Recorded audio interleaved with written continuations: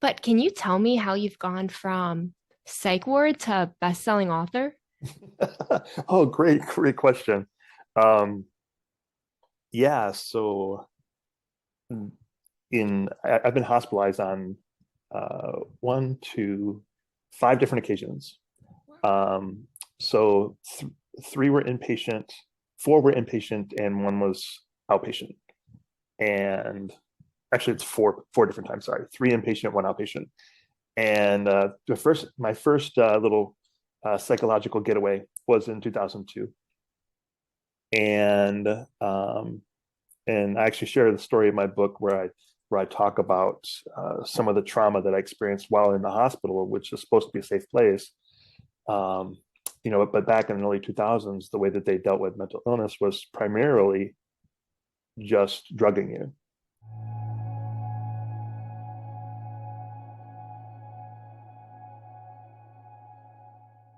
Hey, welcome back to Normalize the Conversation. Today I'm here with author, mental health advocate, executive director, Joseph Reid. Thank you so much for joining me today. I am really excited for this conversation. But before we begin, I just want to check in. How are you really?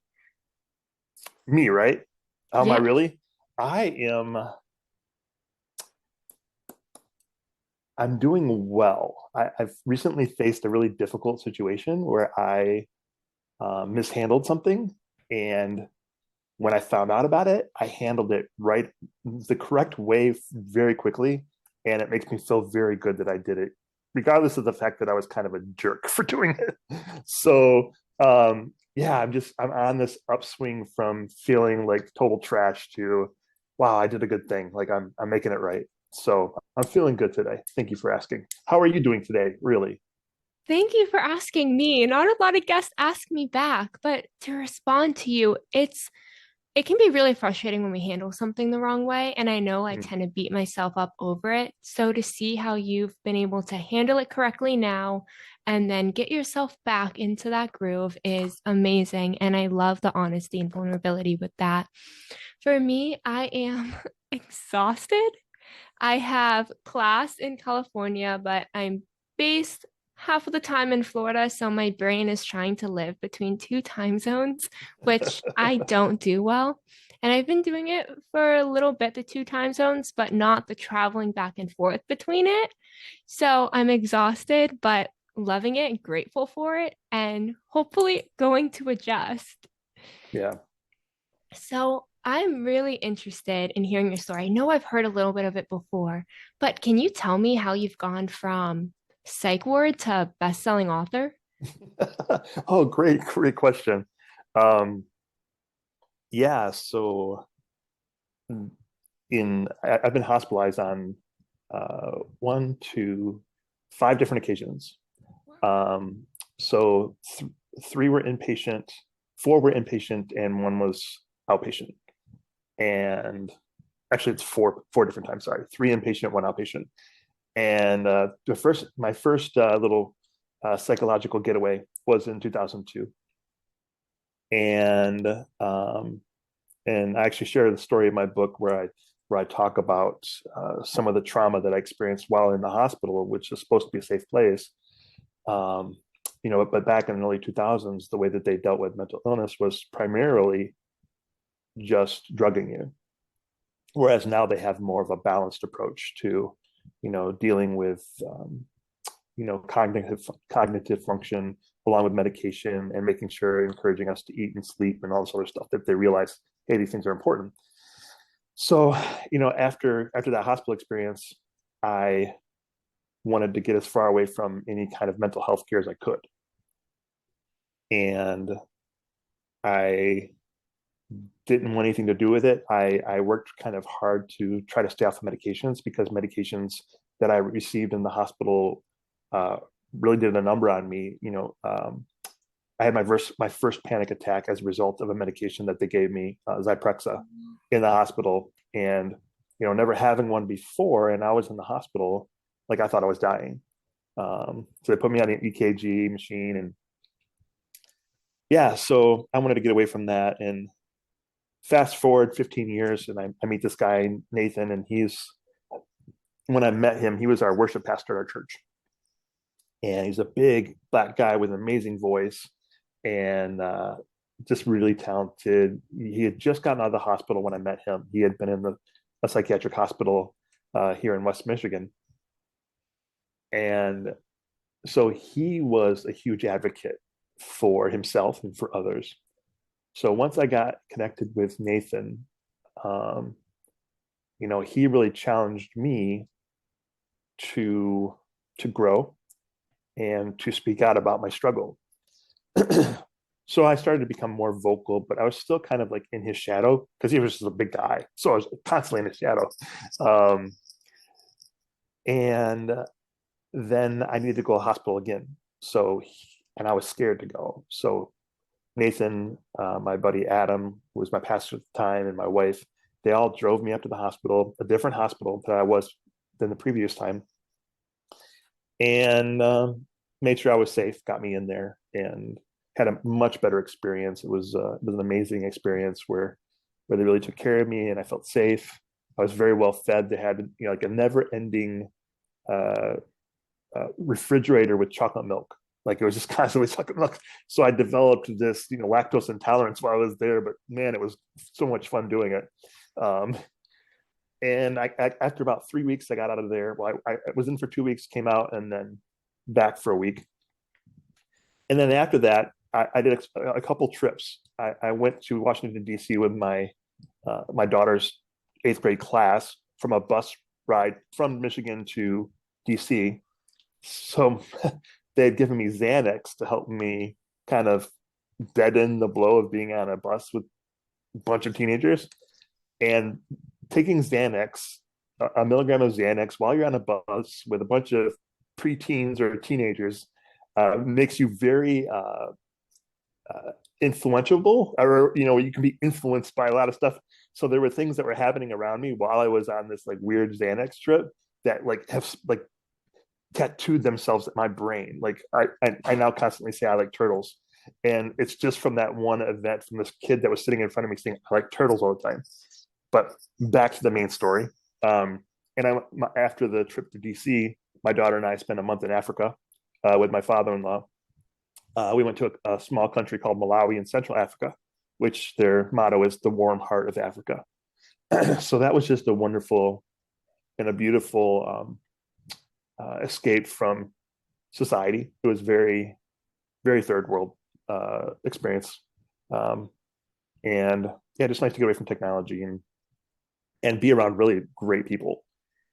And then, I at that point I was like, okay, I'm doing better. I want to go back to school because I'm doing better. I have all these unique uh, tools that I've kind of developed through therapy. Like at that time, I'd probably been going through therapy like 7 years, 8 years, and the form of therapy that I was receiving was DBT, dialectical behavior therapy, which I call social skills for dummies. Excuse me. And so, yeah. So I'm like, I'm going to go back to college. So I didn't know what I was going to do for college. And when you don't know what you're going to do, you're just going to do business, right? And I was like 34 or 33. So I go to this guy, and he works in organizational development.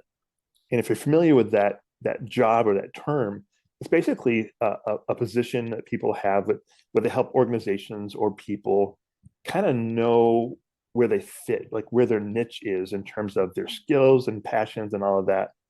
Um, yeah, so I sat down with him for an hour. He gave me a free session. He was a amazingly smart guy. And as I was talking to him about all the things that make me who I am, he was writing them on a whiteboard. And so by the time we got done, and I'm like, so what do I major in college? What do I do? And he said, Joe, there's a lot of great things here. Like you've really accomplished a lot in your life, with, traveling, I've traveled the world, and just, the benefits that I've had just with a good family and amazing kids and a wife. And he says to me, it seems to me that you need something significant to happen in your life that will point you in the direction that'll take this stuff that makes you you, and pushes you in a direction to be able to utilize that stuff for a greater purpose. And we didn't know what that was. And so I walked out discouraged.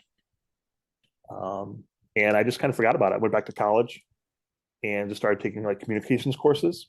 I love communications in terms of like speaking, in terms of um, understanding the way that communications works, like the not the technical side, but the other side of it.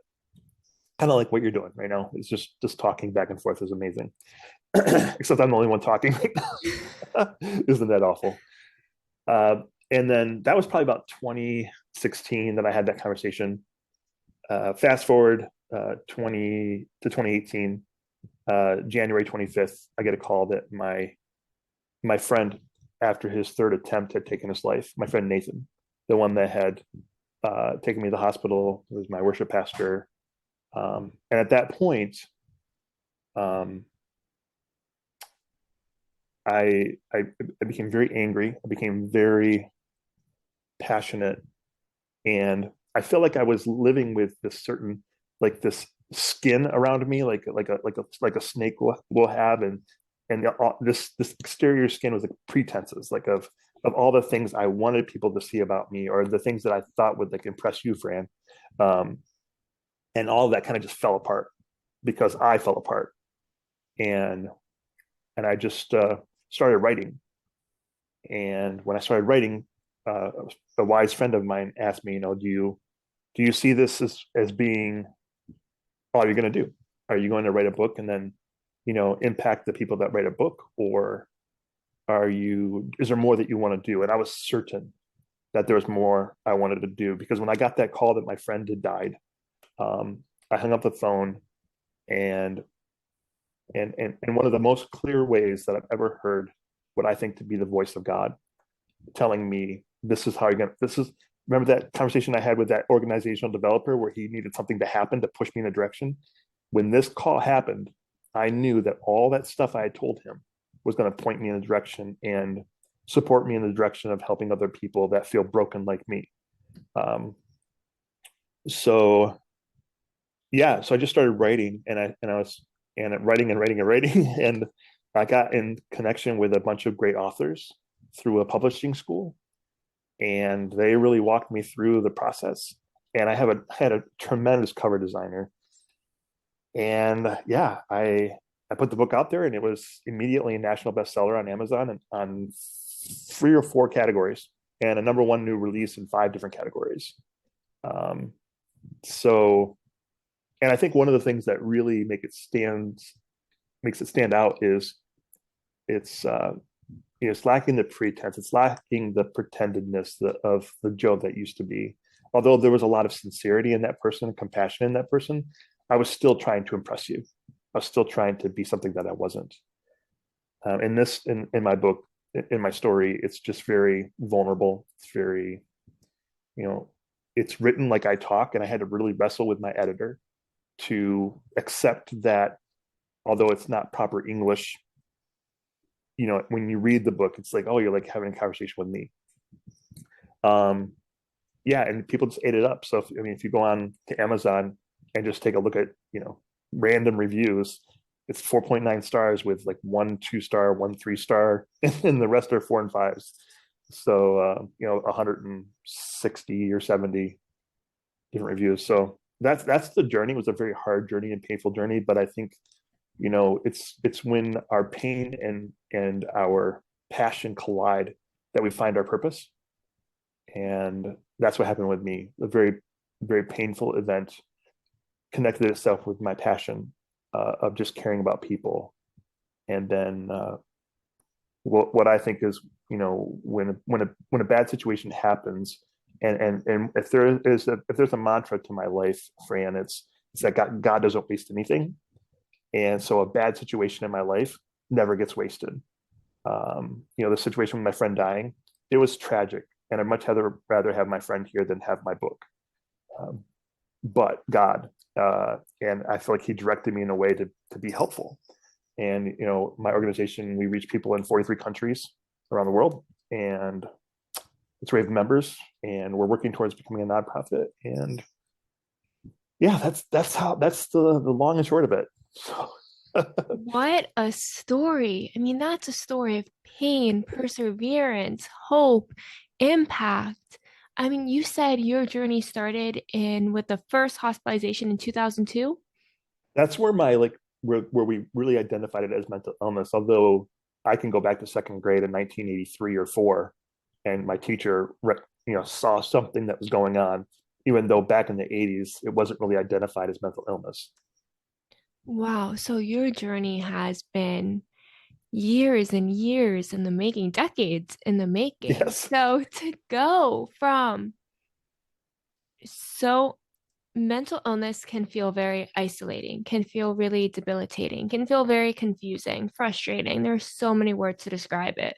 So to go from that point to where you are today, impacting people, is beyond incredible. And on behalf of everyone whose lives you're impacting, thank you for the work that you're doing. that's sweet. Thank you. And I really want to bring it back to, like you said, in the 80s, early 2000s, it was a very different world with mental health and the way Sure, we faced it and treated it.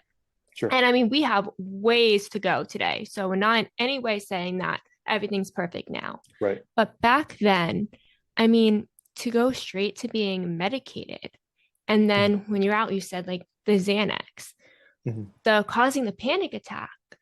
Did you have any kind of understanding of the medication and how it was going to impact you? Was it something that was completely new that you were like, I guess I just have to take this and see how it goes? What were your thoughts at that time? Yeah, so I remember sitting in front of the psychiatrist 2002 at the hospital, and I just happened to recently find my journal from 2002. I've been journaling since 2002, not daily, but I talk about the importance of journaling in my book. And I was sitting in front of my psychiatrist at the hospital in a dark room. He never looked at me once.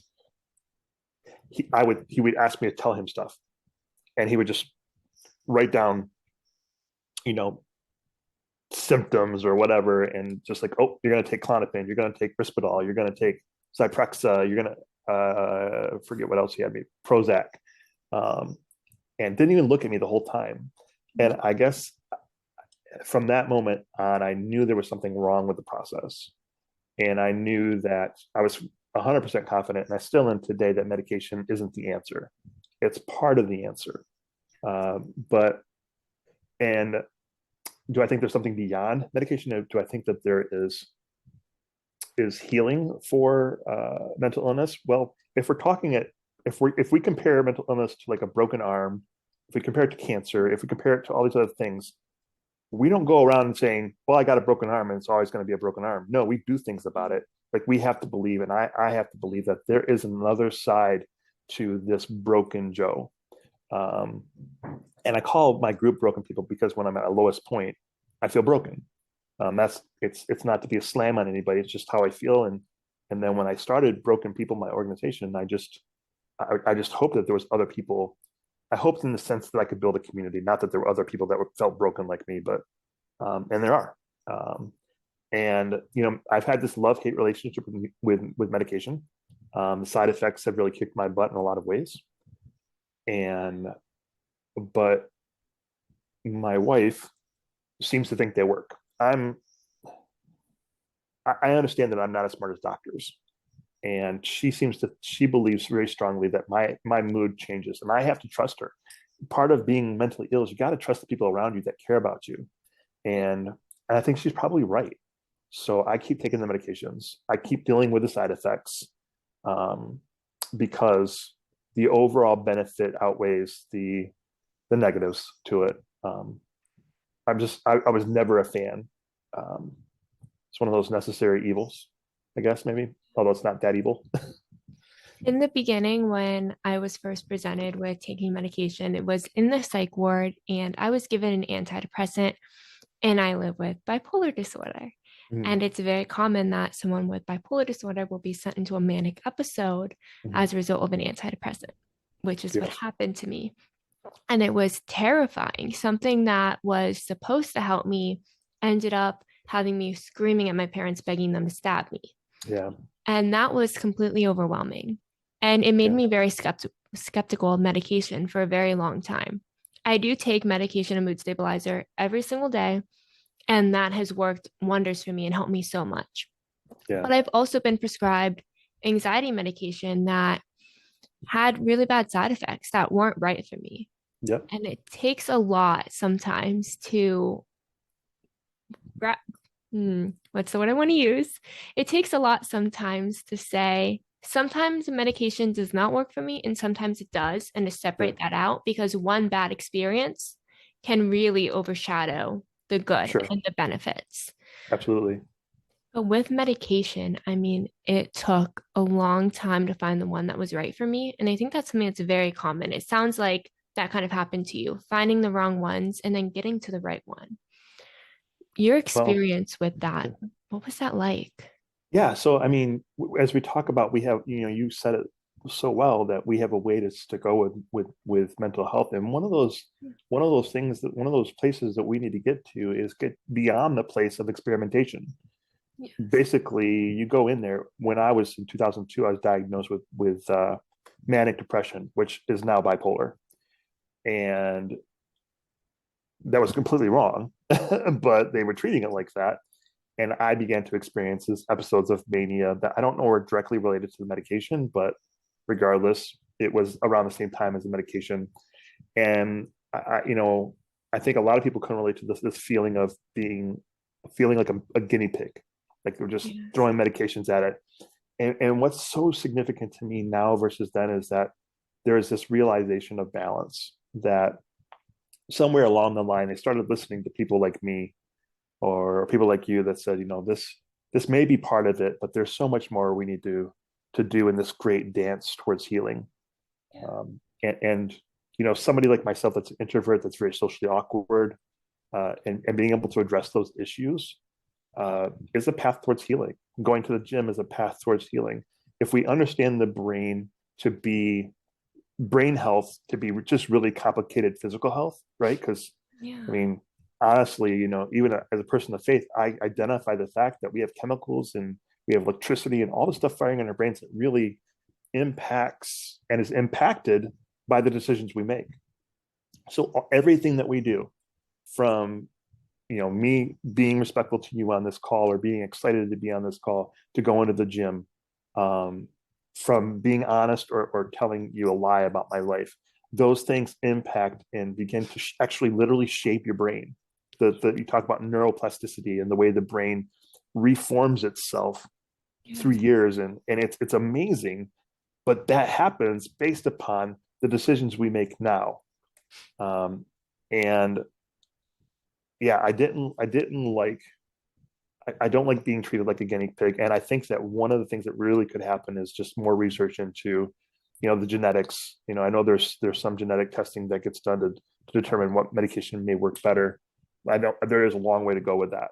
Um, I was just thinking too. I have several friends that deal with a bipolar diagnosis, and they were given steroids for something, and that initiated in them major mania, where they had to be hospitalized. Every single one of my friends that are bipolar were given. They have a situation going on where they've taken steroids that's negatively impacted their bipolar disorder. And yeah, I just being able to get your therapist, your psychologist, psychiatrist, and your primary care physician to talk to each other, to be able to understand a larger picture of what's going on inside of your head, what's going on in your family, your environment. Um, that's tricky stuff. But I'm fortunate to have a really good primary care and great therapist. A comprehensive approach is really what we need. And That it's sounds really like, smart. thank you. Can you tell I'm a psych student? So it's Nice. something that we really, really need and have been lacking for so long. However, there is promising research. Dr. Amen is actually scanning our brains and doing SPECT scans. This Mm-hmm. is something that is very inaccessible for a lot of people due to the price. It's Mm-hmm. something that one day I would like to be able to do, but have not yet financially made that decision. Right. But it's very promising to see that we're moving toward a point where maybe in the future it won't be a guessing game because like you said, I hate being a guinea pig. I hate Yeah. feeling like it's all a guessing game. Hmm. It drives me. I do not like feeling that maybe this will work, maybe this won't. And Right, I am right. totally open to experimenting because that's the option that's available now. And I'm very passionate about finding what's right for me. So Sure. it's not saying that I don't allow for the experimentation because I know that that's right now is the approach. However, I am so excited for the fact, like the idea that one day it won't be like, try this medication. Oh, that sent you into a manic episode. That led you in the hospital. Okay, let's Yeah, try something else. Hopefully, we won't yeah, have those negative side effects. sure. Yeah, we're getting somewhere. We are. But the more and more people like you and I speak up, the more and more it gets the attention that it needs to get. Yeah, that's all I'm trying to do with what I'm doing. I'm not trying to make a name for myself, but just trying to just be faithful with my story and maybe help one more person if I can. And that is the most powerful thing anyone can do. Our stories change everything. I mean, NAMI, they do the ending the silence presentations, right? Yep. I Yep. have done like 5 of those in the past 24 hours. I love Wow. doing them. I have one right after this, actually. I absolutely love doing them. One of my favorite things to do.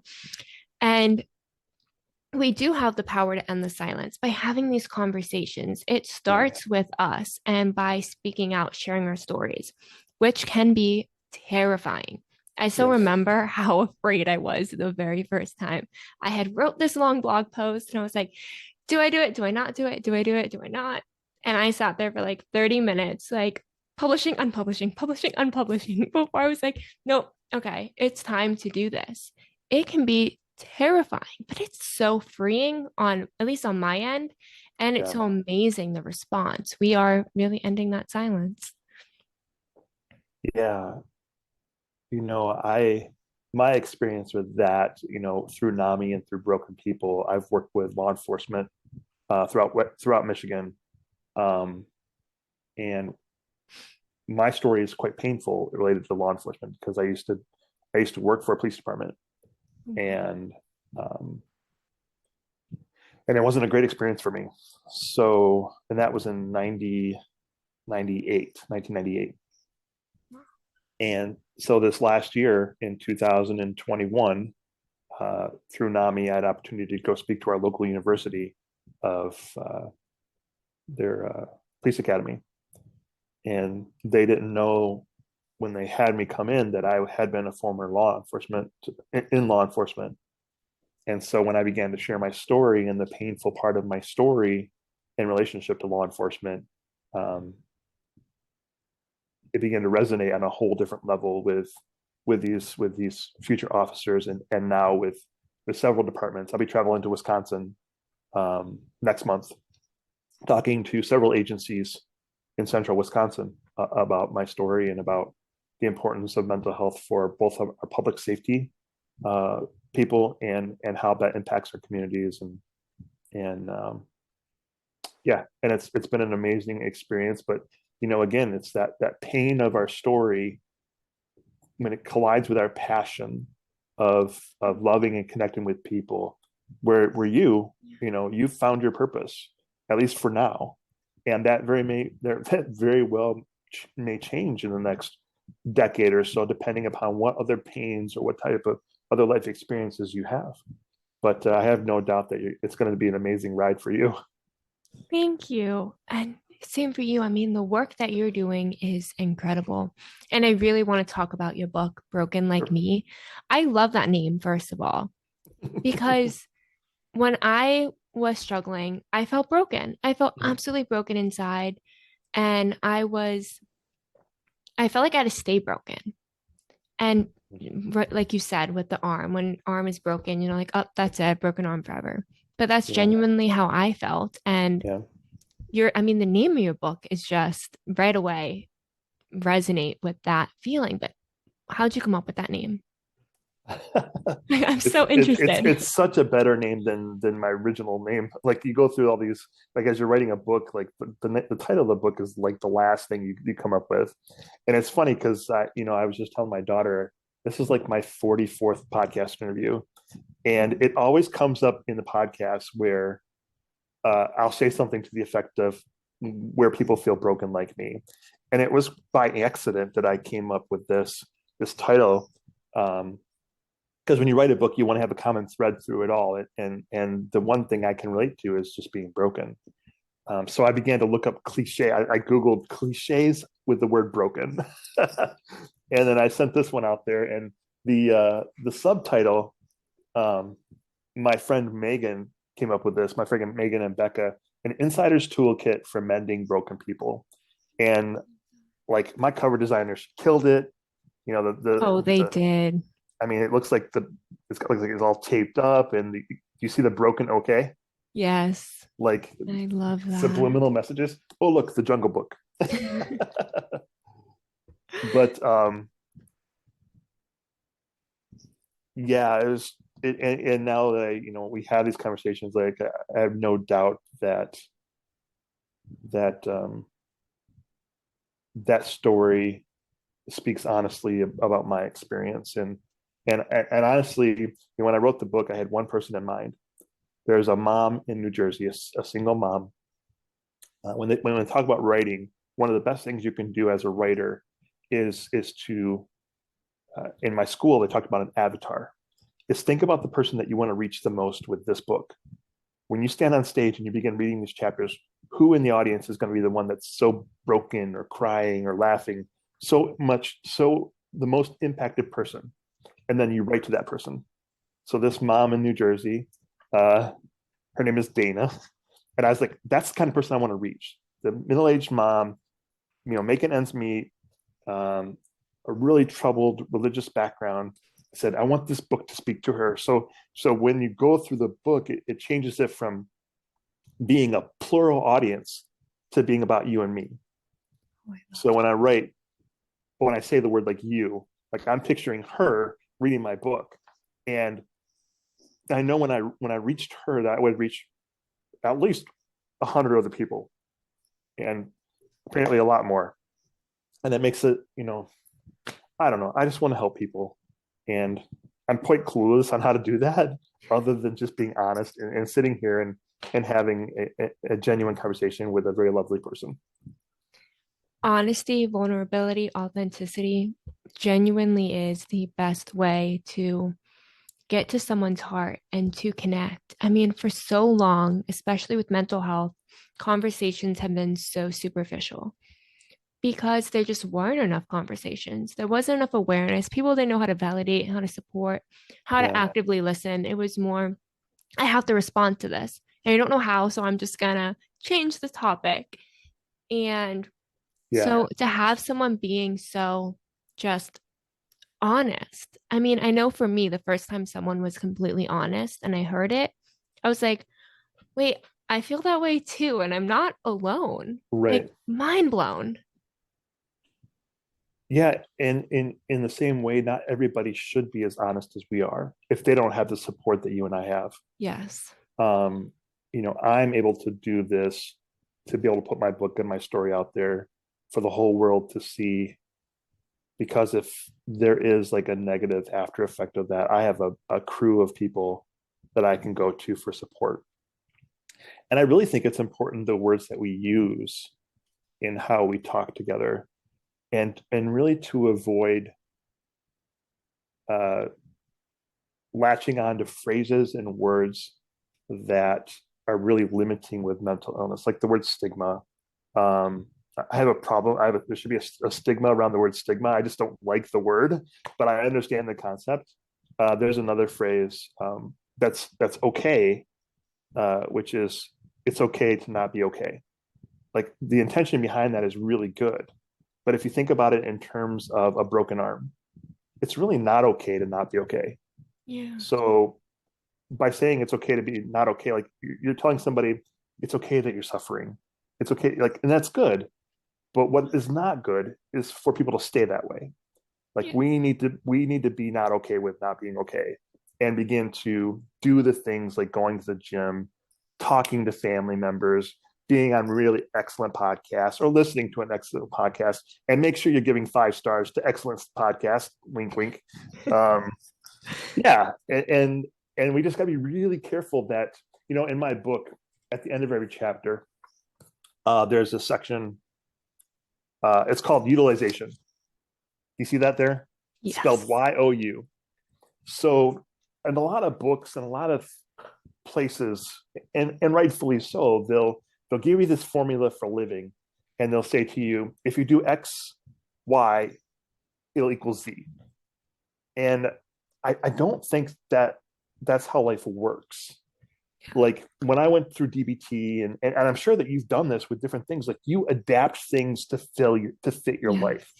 So I introduce some principles in here, and then at the end of every chapter, I do this utilization section where I challenge the reader to take the principles that I've introduced and make it their own. What I did with my therapies, I called it Joeizing. I utilized what they taught me and made it my own, and I kind of walk the reader through how to do that. Um, yeah, I don't even know if that was an answer to a question or not. I just my brain just kind of took off. No, that was amazing. I I agree with everything you said. I mean, it is Yay! it's You're not kicking me off. okay. It's okay not to feel okay, Right. 100%. Yep. But it's not okay to stay that way because you Yep. deserve better. I mean, Yep. you deserve to be happy and to feel Yep. good and to wake up and be excited to get out of bed. It's Yep. totally normal to have those days where you don't, but it does not have to be every single day, it does not have to be your life. You are 100% right. And to your point of adapting to you, that was one thing when I wrote my workbooks as well. I was so Mhm. tired of people telling me A plus B equals C. Like, great, Yeah. that Yeah. works for you. Right. I need to know what works for me. So when I wrote my workbooks too, it was a guide that helps you find the tools that are right for you. It's Mhm. not the solution, it is not your answer. It's a guide to explore yourself and Right. come up with the answers that are right for you. Because I can't tell Yeah. you what coping skill works for you. I can't look at you and be like, oh, you seem like the kind of person who likes meditation. That's your coping skill. I Yeah. can't guess that. I can't assume. And as much as I appreciate people creating these resources that want to help, and it all comes from really great Sure. intentions and kind hearts, it's one of my biggest pet peeves is that A plus B equals C formula for Right. mental health. Right. Because this is not math, this is not statistics, this is not science, this is not a one size fits all, research proven, this is going to work for you. Yeah. It's something that may work for you, or you might have a different coping skill. You might have a different self care Yeah. routine. You might have a different symptom or trigger. And that's okay. It doesn't have to be kind of that standard expectation everyone has. Right. Right on. Preach it, sister. Oh wait, there's a ferocious animal behind you. There is. Don't be scared. My dog is, I don't know if you can see her. There she is. Yeah. Um she is my favorite thing in the whole world. My camera roll right now has 250 pictures that I can't delete from yesterday of her just If smiling. you're listening to this and you're not seeing the video, just picture like this cotton ball with eyes behind her, and that's the dog. What's the dog's name? Tiffany, Oh, that's great. my little Fifth Avenue diamond. I love her That's cool. more than life. And I she's just one of watched my Breakfast. coping skills. Yeah, yeah, She, dogs are great. I I was just just I was gonna say I watched Breakfast at Tiffany's with my wife. love Um, that movie. Been my yeah, good favorite movie. movie since I was 5. Love Yep, that movie. Concept yep. went right over my head back in the day, though. Had no idea she was an escort. Same, same. I watched it this year and like, holy crap, what's going on here? Someone explained it to me in college, my roommate, so I forced to watch it with them. And they're like, do you even understand it? And Hmm. they like, I was like, how could, no, I did not. How did I miss this? It's No all about idea. sex work. Right? Mind blown. But Yeah, I love how we went from mental health to sex work. This is yeah, great. exactly. There's a direct connection. Direct. Don't even get me started. So, one thing that you say that I absolutely love is if you don't take care of you, you can't take care of me. And Hmm. I need you. Yes. Tell me about that phrase. Yeah. So when I was presenting to law enforcement, I was kind of walking around the academy and just kind of thinking about what I could offer. And I just began to think about, one of the things I remember going to the academy in 1997 in Flint, Michigan. And if you remember the Flint water crisis, Yeah. that's where I went to the academy. Wow. And this idea that you don't take your homework, your work home with you, which is completely unreasonable Yeah. because you can't like I can't switch from police Joe to home Joe and expect the situations in either part of those Joes to not affect the other. And I think we're realizing that more and more is that there's this overlap, a complete overlap, not even like a little bit. Like when you talk about wise mind being the overlap of emotional mind and logical mind, Yeah. I am who I am when I'm working, when I'm on a podcast, when I'm talking to my kids. Like, there's no difference, and I think that's really important to realize and really important to practice. Um, so, one of the main things I talk to officers about is this idea of if you're not okay, what does that mean for? Okay, so if you don't take care of you, you can't take care of me. Like who are the me's in your life? Because they have wives, they have kids, they have community members. There are people on the streets that they help all day long. But if you got somebody that's not taking care of them and they have a gun, and they're given all this power and authority, it can be dangerous and it can be detrimental to our society.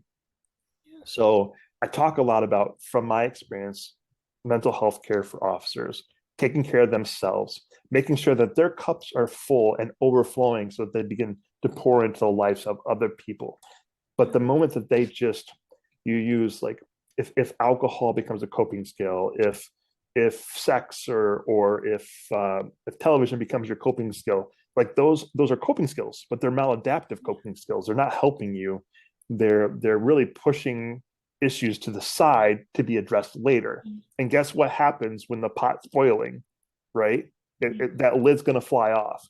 And that's when those pressures of life really build up and begin to have a tangible negative impact on the people that whoever you're with, whether you're a teacher, a person of influence. Like think about all the people that are on stages, you know, teachers, law enforcement officers, preachers, people with podcasts, shows.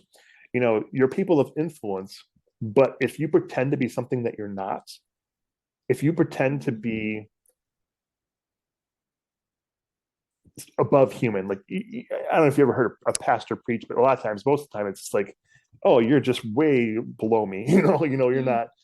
I don't struggle with these things, or this is how you should live because I live this way. That's unrealistic, and we have those unrealistic expectations on teachers. We have it on police officers when they're just humans that struggle, that feel broken, like me, like I do, and so acknowledging the fact that you, as a podcaster, Fran, if you don't take care of you, you're not going to do a very good job hosting and taking care of me as your guest.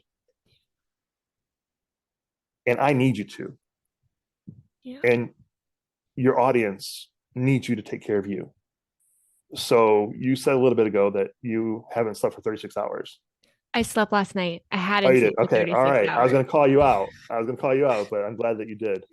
Um, I had the sweet tea right here. It's always my go-to drink for podcasts. Oh, I But love I've that. also got my 125 ounces of water that I'm drinking today, because water is diamonds for life.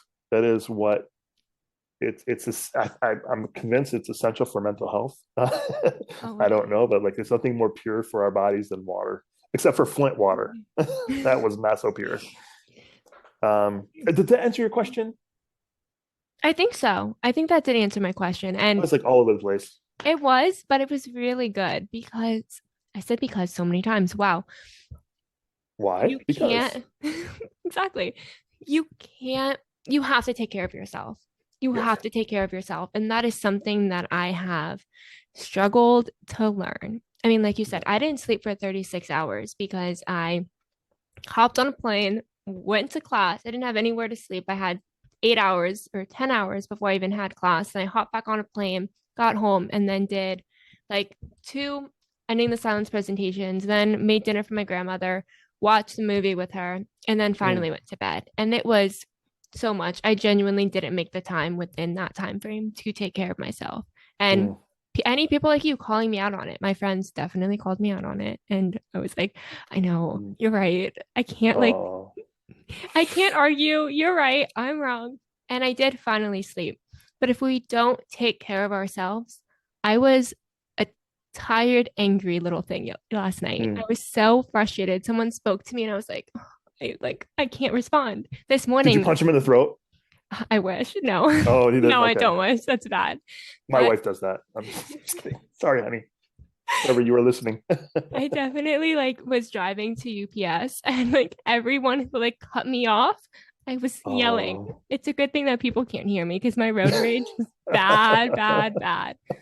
If we don't take care of ourselves, it comes Yeah. out misplaced anger, Yeah. misdirected frustration, Yeah. and it affects us and it affects those around us. Yeah. And with my story with my friend Nathan, and I share this with the police officers too, he had 8 adopted children, Wow. and he was a huge advocate for mental health Yeah. to his detriment. He gave and gave and gave because he cared and he struggled and he knew the pain of dealing with a severe mental illness. But when that empty, when your glass gets empty and you have no more life inside of you, that's when your life feels wasted and you get thrown in the trash. And when you're thrown in the trash, that broken part, like you become broken. And what happens when you're broken? Like think of a shattered glass. You begin to cut the people around you. You begin to hurt the people around you. How do you get to that place where you can be a full glass again, where you can be filled up with life, where you can be filled up with the ability to fill other people up? And it's a long process of recovering the pieces and putting them back together. And we got to be patient. And it's really been hard for me to be patient since 2002 to continue to get those little pieces of the broken Joe back in place so I can have anything to offer you or the people that are listening today. Patience is a virtue and it's one I wish I had. It's Yes. really hard when you want a quick fix because no one wants to feel broken all the time. No one wants Right. to feel sad and worthless and hopeless. Like, no one wants to feel extremely angry and not able to control themselves. We Right. don't want to feel this way. And acknowledging that sometimes I might, and it may take, I can do every self care thing possible, every coping skill at my disposal, and Mm-hmm. only feel a teeny tiny bit better. And it may take, and it has taken months and years to get to a place where the mirrors kind of half put back together or Mm. quarter put back together. It does not happen overnight. That is the hardest part, I think, of the journey because as Yeah. someone with no patience, I mean, I grew up in the generation where Amazon delivers same day. Like we don't Yeah. watch commercials, we have no Right. idea. So it's But hard. you're at school. I mean, you have to stick with the program for what you're. Are you in your 4 year college? Are you working your master's degree or I'm working on my second master's. So I have what the long heck? That's patience with crazy. this. So my book took 4 years, and the whole Wow. idea of like never knowing how it's going to come together, it's just like how the patience of that was just ridiculous. Um, yeah, but it's essential. You know, a key thing that we do with patience is mindfulness, right?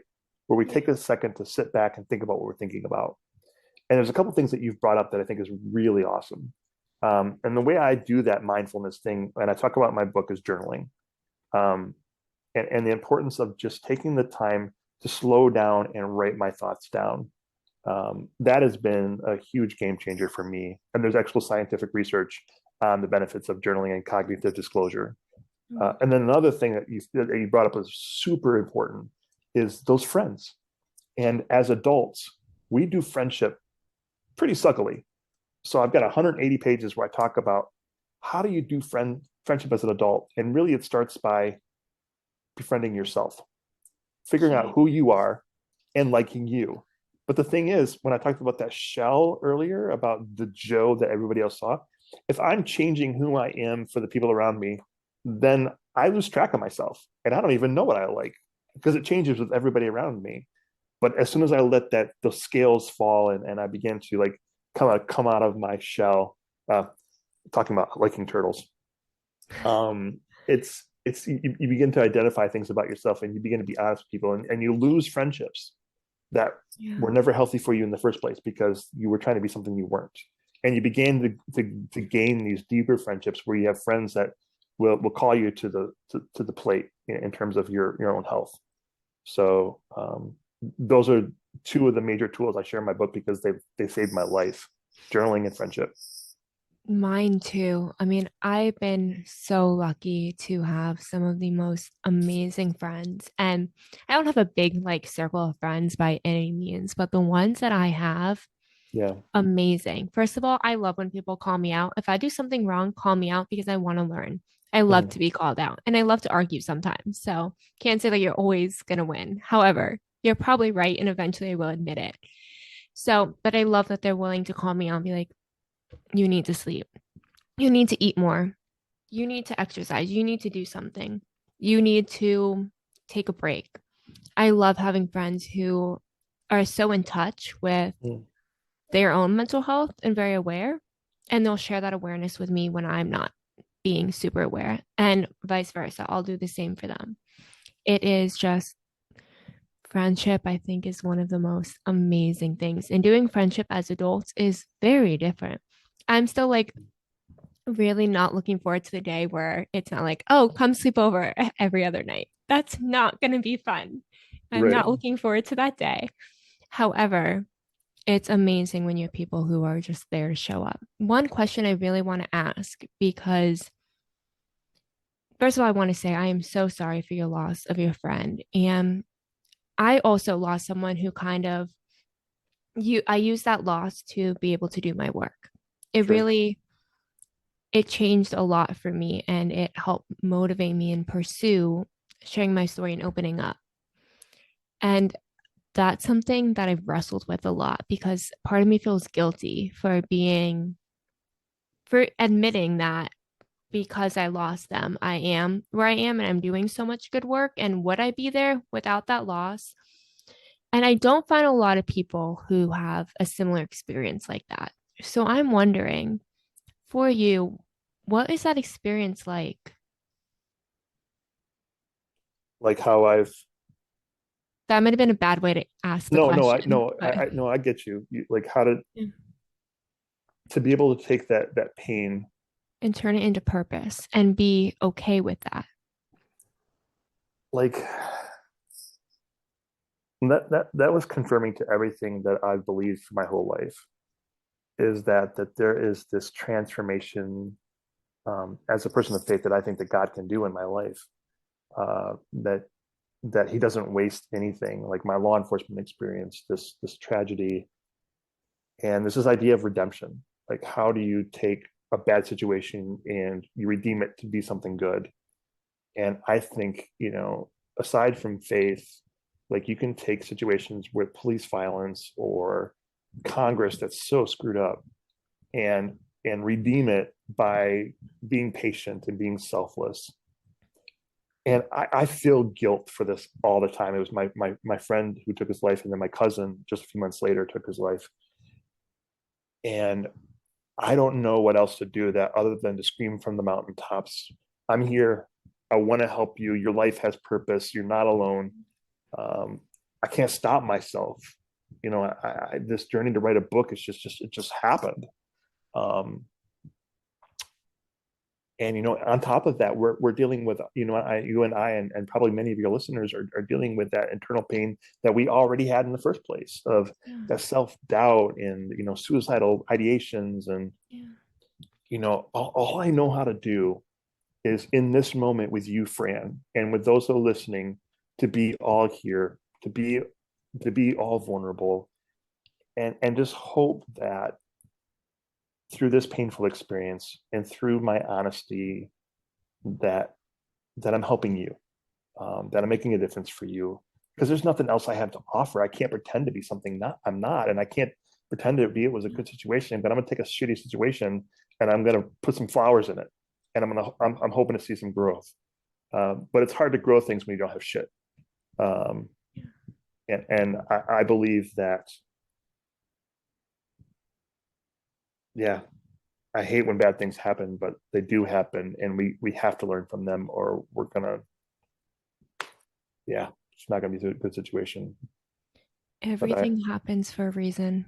yeah, yeah, I believe that. You have been absolutely incredible. Before we wrap up, how can people buy your book, get connected with you, learn more about you? Yeah, before that, forget about buying the book, forget about me. Like, who in your life have you not reached out to? Who have you not heard from recently? Please check on those people. Um, my book's on Amazon. It's Broken Like Me. My name is Joseph Reid. I got a website. She'll probably put some links below. Forget about that. What elderly person in your life haven't you heard from? What friend haven't you heard from? Check in on them. It doesn't matter if you think they're okay, because a lot of people that struggle the most are ones that have the really great mask on. Um, Yes. yeah, and keep tuning into this show. That's what I want you to. That's what I want you to take away from this.